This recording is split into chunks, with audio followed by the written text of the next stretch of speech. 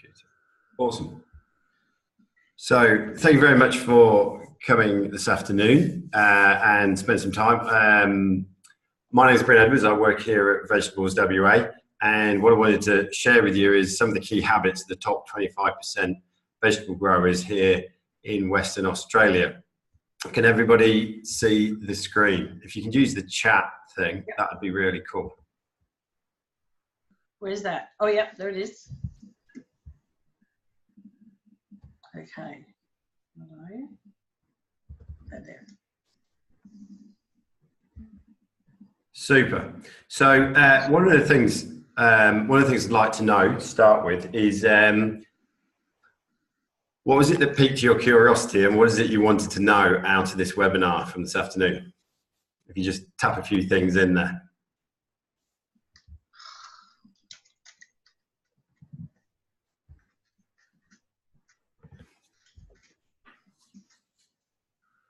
What bad habits do you have, Maureen? Countless.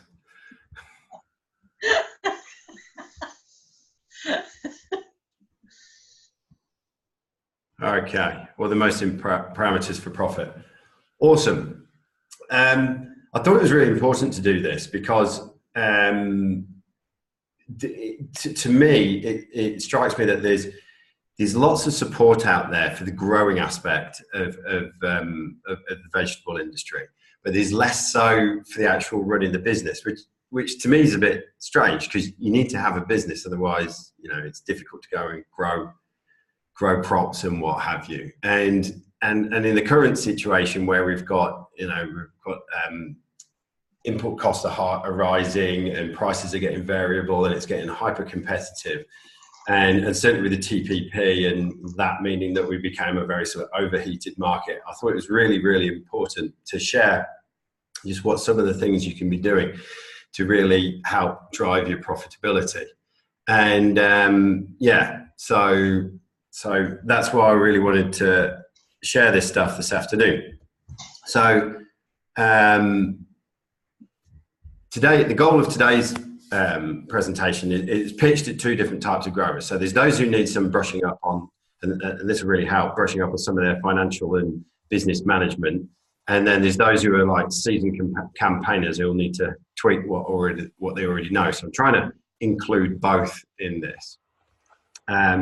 Just quickly, for any of those who don't know who I am, my name is Bryn Edwards. I've been working with Vegetables WA for a couple of years now on the financial planning and benchmarking project. I've been a management consultant for over 15 years, working for global consultancies in England and in Australia. I've worked in car manufacturing, telecoms, local government, public transport, oil and gas, shit tons of different places. And one of the things I've noticed is that whilst all the businesses on the surface are very different, underneath a lot of them are very, very similar. And in essence, many of them, are taking it, they have a market, they take inputs, they do stuff, and then they have an output, a product or a service, and then they try and sell that and generate money. And so at its essence, and they have people in it, and they have repeatable processes.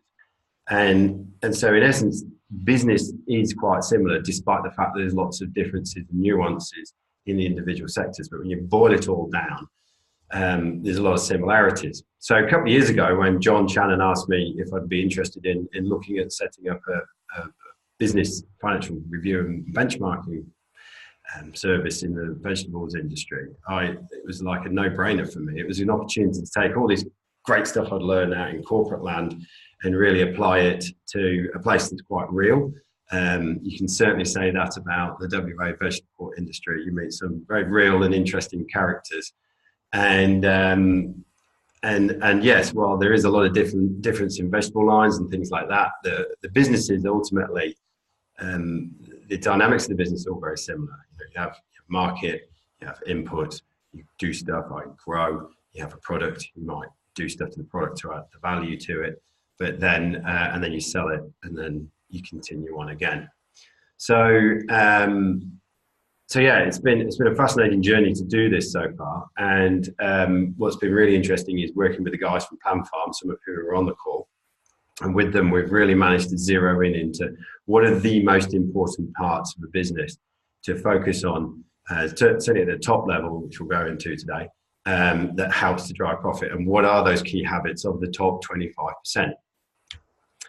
And already, you know, we've been doing this for a year, and already we've worked with growers and helped to provide some great insights. You know, certainly had one grower who, you know, we broke down a lot of his the profitability of his individual vegetable lines, and that included the fixed as well as the variable costs, because, you know, often we've found with some growers that they zero in on the variable costs and sometimes neglect the fixed stuff, and, you know, like insurance, repairs and maintenance doesn't pay for itself. You only pay for that out of the sales of products. So we're, you know, allocating that.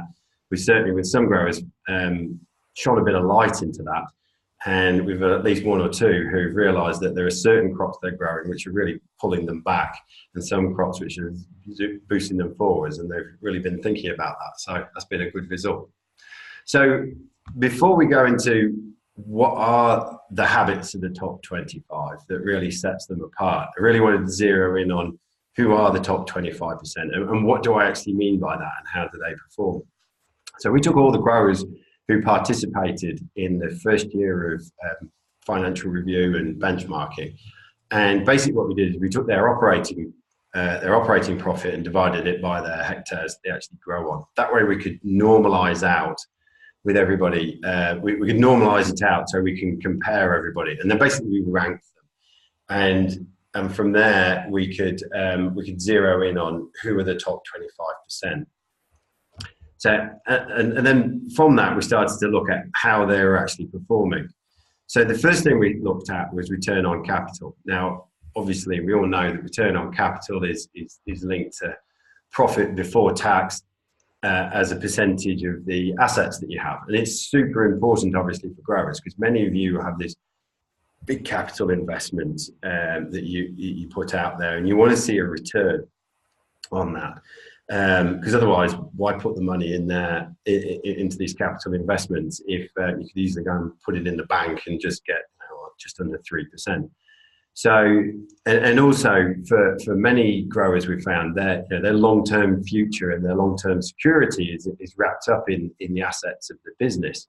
You know, their superannuation, their retirement, their pension is very much linked to that. And so making sure that that grows and performs from that basis is really important. And you know, Paul from Plan Farm frequently points out that if you can hit 8% for 8 years, so that's, you know, if you put $1 million in and got 8% out, $80,000, and if you repeated that on a year-on-year basis, cumulatively, you'll have doubled your business wealth. So, you know, it's a super important ratio to look at. So what we can see here on this slide down here is that, you know, the top 25% are hitting these big, on average, 19% return on capital, which is mega, frankly. You know, especially when you look at it compared to the average, which is only 4%. So what we can see here is that those guys that are in the top 25% are also seeing big returns on their capital, which is really impressive. And unfortunately, you can see for the bottom 25%, they're going back to the tune of 6%, which means for every $1 million they put down, they're actually seeing their business wealth shrink by about 60 grand, which is not a place to be. Whereas the top 25%, for every $1 million that they've chucked in, they're seeing 190 grand back, which is impressive returns. I think the max we saw was about 22%. So I guess my first question to any of the growers that are out there is, do you know where you guys are in terms of your return on capital? Does anybody want to chuck anything in the chat?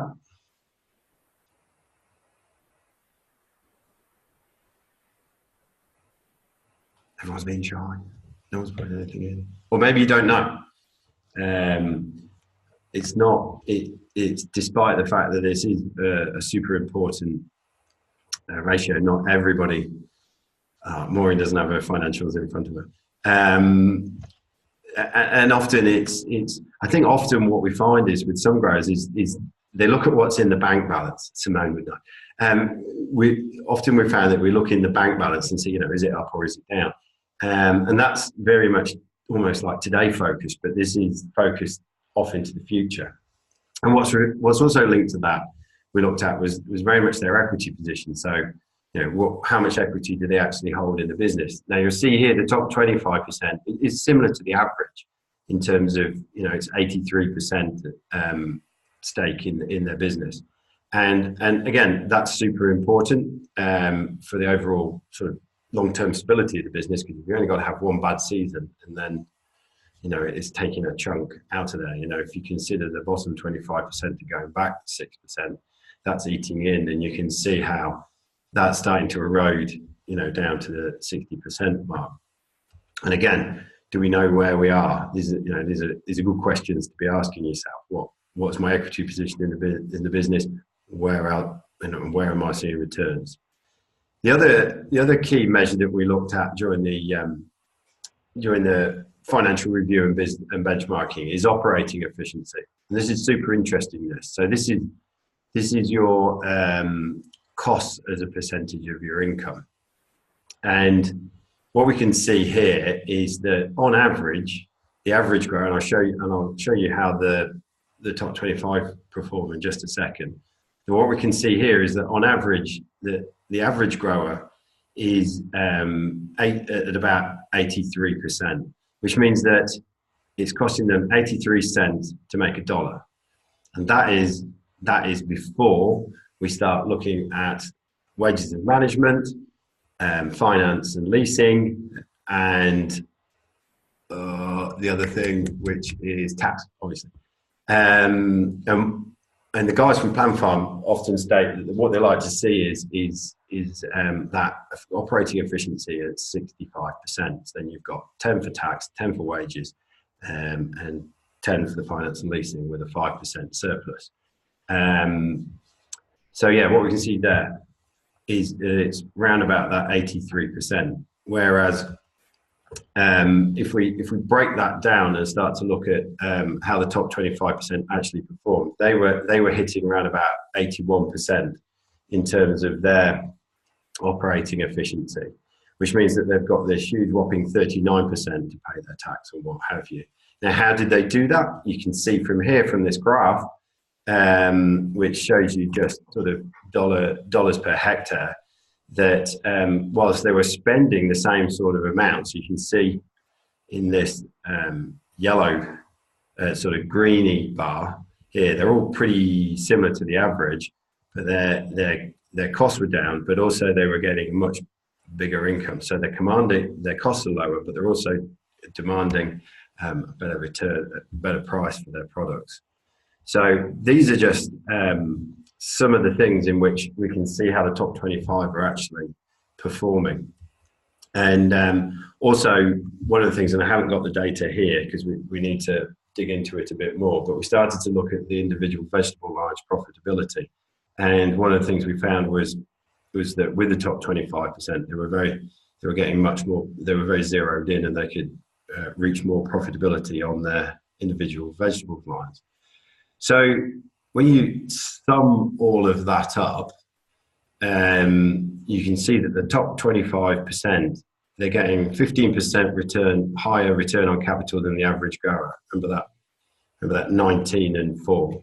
They had basically 22% lower vegetable operating expenses percentage, and that they were getting basically 24 grand per hectare for a return from their investment on the land. I think, yeah, if we just go back to this for a second, you can start to, it sort of underlines what I was just sort of saying. So this is all well and good, but I guess the key question is, what is the key habit that sits underneath all of this, and why is that? So one of the things we did throughout this process was we asked the growers a series of questions about what they were up to. And one of the things, we started to see a bit of a pattern in the behaviors of what successful growers do and what less successful growers do as well. And this was agnostic to the size and the scale and even the vegetable line that they were picking. So it wasn't necessarily bigger is better. It wasn't necessarily one vegetable performed better over another. What we found was that, oh, wait a minute. Oh, I've got the wrong slide. Oh dear. Oh dear. So that's pretty amateur. One of the things we found was that they have very good financial records. They kept annual budgets, and they did frequent, but they had annual budgets, and they did frequent reporting. And it was those three things that really shone out.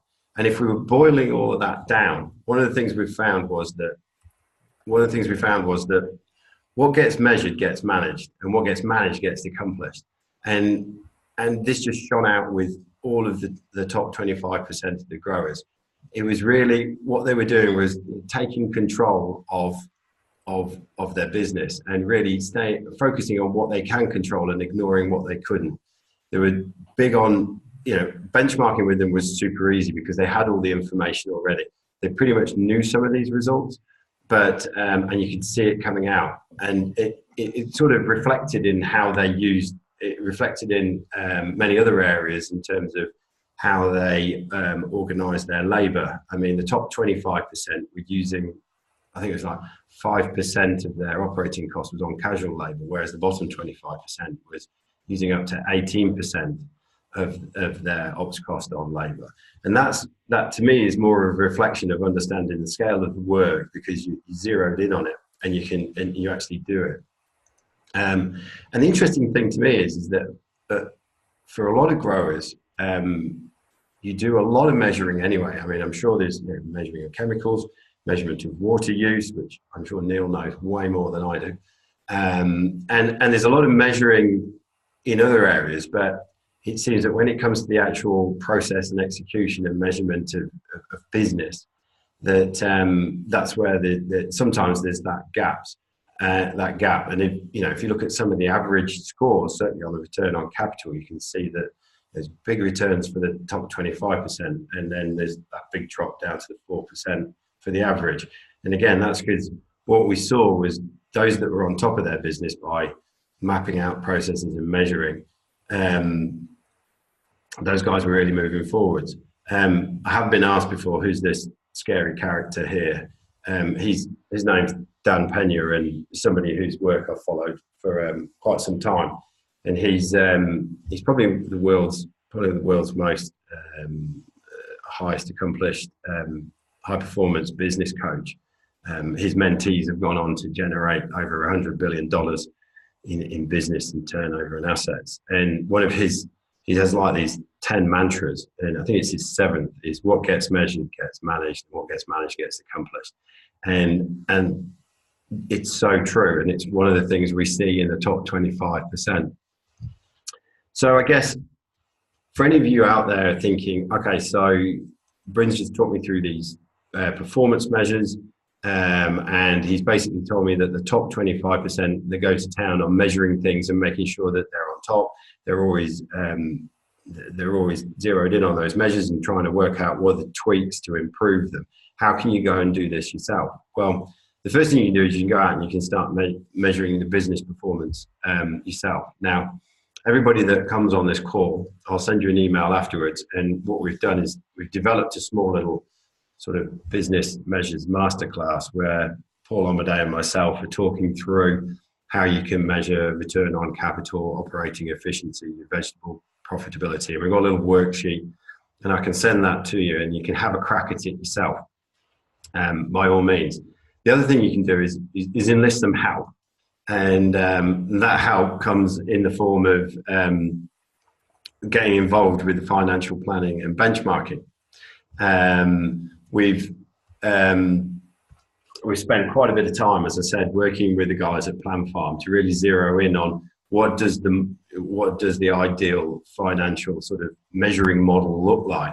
so we can start to see the performance of these vegetable businesses. And we've taken a lot of stuff that's been very successful in the broadacre space and vegetabilized that to really zero in on it. And we've been through the first year and learnt a lot, but really zeroed in on it. So we now have we're very confident in our model of what are the key components of a business that we need to focus on.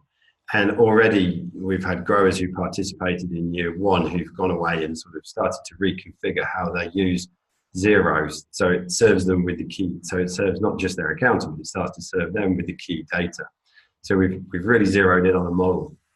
The other thing that we've done with this service is, like I said earlier on, it's very much pitched at those who need to brush up a little bit on some of their business management and financial management. And it's also super useful to those who are quite seasoned campaigners. So what we've produced is a report that has some quite straightforward graphs at the front of it, but also a whole stack of detail in the back. So it plays to both levels. And also we offer everybody who participates not only receives one of these reports, but also gets a one-to-one consultation as a result of participating. So we can really step through what have you learned and how can you adjust how you go about measuring and modeling your own business so you can be on top of it and work your way into the top 25%. Already we've had growers out of year one who've really engaged and they've started to make changes to the way they measure the business, and we're super interested to see how they perform in the second year and see where that's moved them to.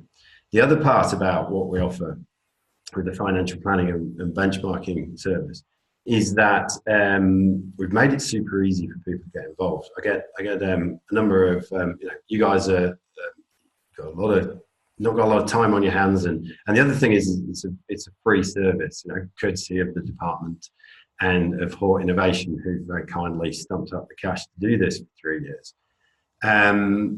We've also, like I said, made it so it's super easy for everyone to get involved and just gather up information. And certainly that some of the learnings we've got from year one, we've brought into year two in terms of process execution.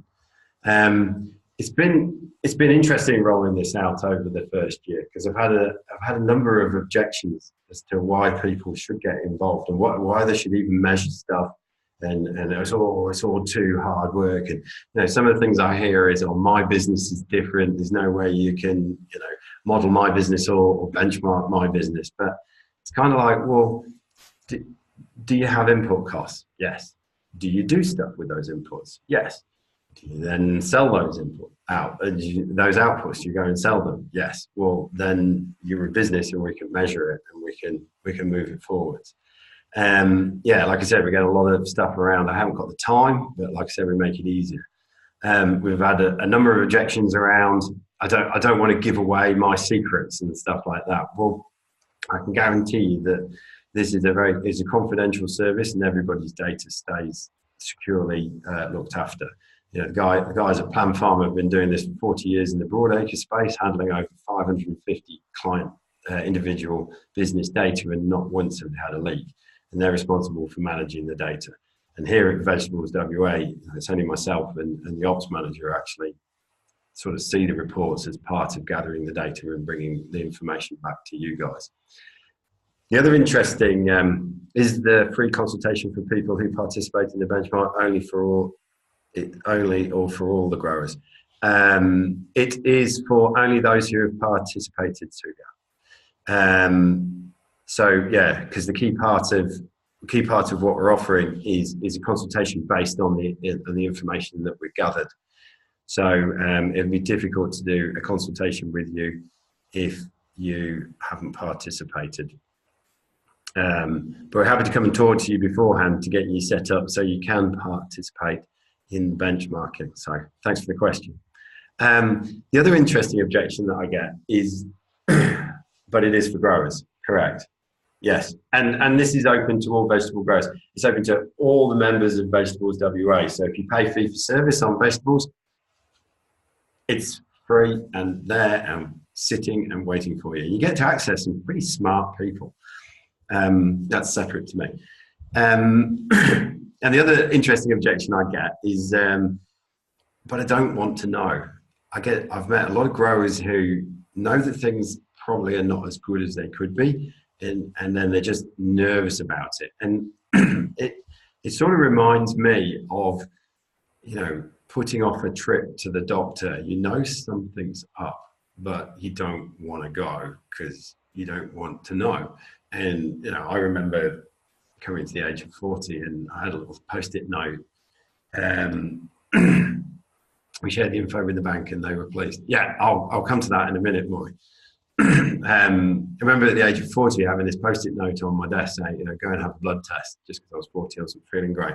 I put it off, and then finally I went in and found out I got hemochromatosis, and if I hadn't gone in, my life would have probably been over by the age of 50. So, yeah, I find it very interesting when growers, and I've had a number of them say, I don't really want to know what's going on in my business, but if you do, then you can actually get into it and fix things. I think another key point, going back to the report, and Maureen brought this up in the chat about sharing the information with the banks. One of the things that we have done as a project is also gone and spoken to a number of the banks. In fact, we did a workshop with pretty much all the agri banks on the terrace, and pulled them together and sort of showed them what we were doing. We didn't show them the data, but we showed them what we were doing and just to get their feedback. And one of the big pieces of feedback was that anybody that participated, the report that we give them goes a long way to help with the grower presenting to a financial institution, whether it be for a loan or an overdraft or something like that. Because one of the biggest challenges that many financial institutions have is that the level of information coming out of growers is not where it needs to be, and it makes their job harder. Because many of the bankers that you go and interact with, they then have to take your information and then have to go and represent it within their bank, because they're not the ones sitting with big piles of cash on the end of the desk. They have to go and present. So, it's helping them to go and paint the picture to give you the access to the finances to go and do the things that you might want to do to go and scale. So, yeah, it's a really good point, Maureen. So that, in essence, I don't want to take up too much of everyone's time, but that's a big part of what I wanted to present, was just to give you an idea of how that top 25% were performing and what they were doing. I think some people come here and expect like a whole raft of magic answers, like, they put this special dust on their vegetables and did this and that. But really, a lot of it when it comes to business performance is just getting the basics in there and really measuring the key things that need to be measured. And like I said, we're more than happy to come and help you guys understand your business to measure it more. And you get that as part of the financial review and benchmarking. It's a small time investment to get a lot of savings out. Already we've had growers who have made slight tweaks and adjustments, and I'm looking forward to seeing the level of money that they're starting to save. It's also interesting that I noticed that some growers tend to do the same thing year in, year out. And if you do the same thing, you're likely to get the same results. And so this helps just to take that third party view and really look at what else you can be doing. And I think, for me, it's kind of two choices here. You can not get involved or get involved. If you don't, then everything stays the same. And if you do, then there's the opportunity that there might be something in there that helps you to move forwards and change and just tweak something to move forwards. And like I said, it's a fully supported process. So, like I said, I don't want to take up too much of your time. I'll take any questions and answers in a second. But hopefully with this, I'll introduce you to who are the top 25. I mean, I'm not telling you who they are, but who are the top 25, how they perform, what they're capable of achieving in the vegetable business in Western Australia. Hopefully I've shown you how you can go and start to look at some of the key business measures yourself. And like I said, I'll send everybody the link to that little business measures masterclass afterwards. And then also, how you can get involved Can I say how many growers participate in the benchmarking? No. There's enough there. There's enough there to make. There's enough there that we had some good solid trends. But that's the best I can tell you, because otherwise, then everybody starts working out, how many are actually in that 25 and et cetera, et cetera. But if we didn't have enough to have solid, if we didn't have enough, we wouldn't be telling you this. And we had a good response in the first year, but I'm hoping to double, if not triple that in the second year. So one of the things I can strongly encourage you is to go and tell your fellow growers to get involved, because the more the growers get involved, the more that actual benchmarking aspect.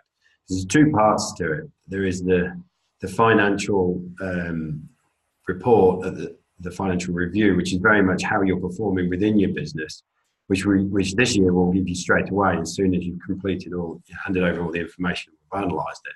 And then there's a second part, which is the benchmarking aspect, which is when we've done that with everybody else, then we'll show you how you measure against the rest of the industry. So you've got very much within your business, and then very much how you're performing against it. So it adds that context to it. And one of the things that we spotted in year one was that growers were waiting right to the end to get all the results. So what we've done is shape it up so we can give you the financial review internally as soon as you give us all of the data for 17 and 18. So I guess the last thing is, if you do want to get involved and you do want to sign up, how do you go about that? We've created, or if you've got any other questions, by all means, get in touch. We've also created this little website, which I can send the link to, where we pretty much explain everything there is. I got asked a lot of questions about getting involved in the benchmarking in year one. And so what I did was I wrote it all down or recorded some small videos so you can understand what's going on. And throughout this, if you have any questions, click on the green button, book in some time, and I'll give you a ring for 20 minutes. Or if you just want to get involved, click this, give us your details, and we'll get you on board. So hopefully that was of use. Are there any questions?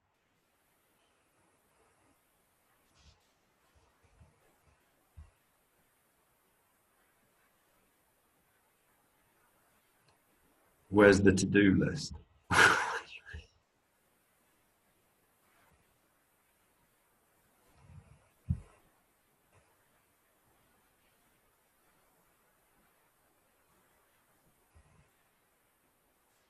You had 3 key points: frequent reporting, annual reports, and the third point.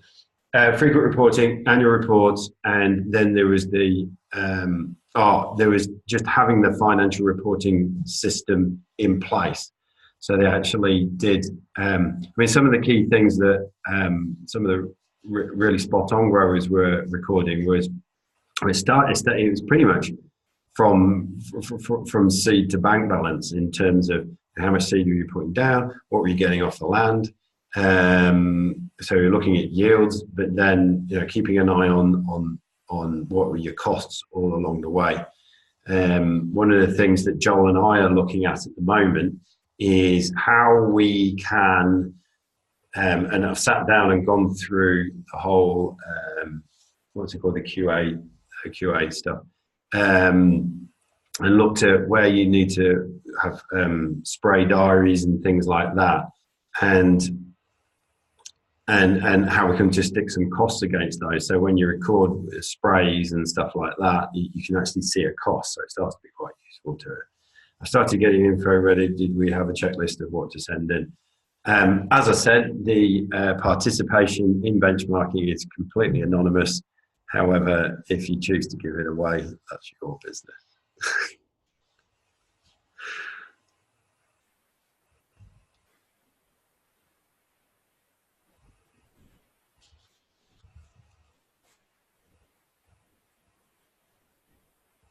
What's the name of the guy in the presentation?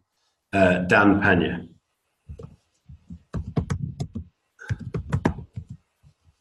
I'll warn you now, if you start going and looking up Dan Pena, he's quite an abrupt character.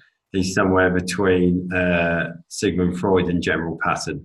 is not for everybody. I love it, but yeah, but is yeah. Was that who you're after, Sugat? Awesome. All right then. Well, if there's nothing else, I'll end it there. Also, one of the things I'd like to just point out is that we're going to plan to do more webinars like this. So I think Joel's going to do one soon, and Sam's going to be doing one soon in terms of a QA with the extension. So doesn't mean we're not getting in the car and coming out and visiting, but it's just another way that we can try and connect with more growers more efficiently and get out there and chuck some stuff out. So if this was of use, please tell other people to get involved because yeah, it'll just help. We're just trying to come up with new and different and interesting ways to engage with the growers and to get more across. So yeah, thank you very much, and I'll see you all soon.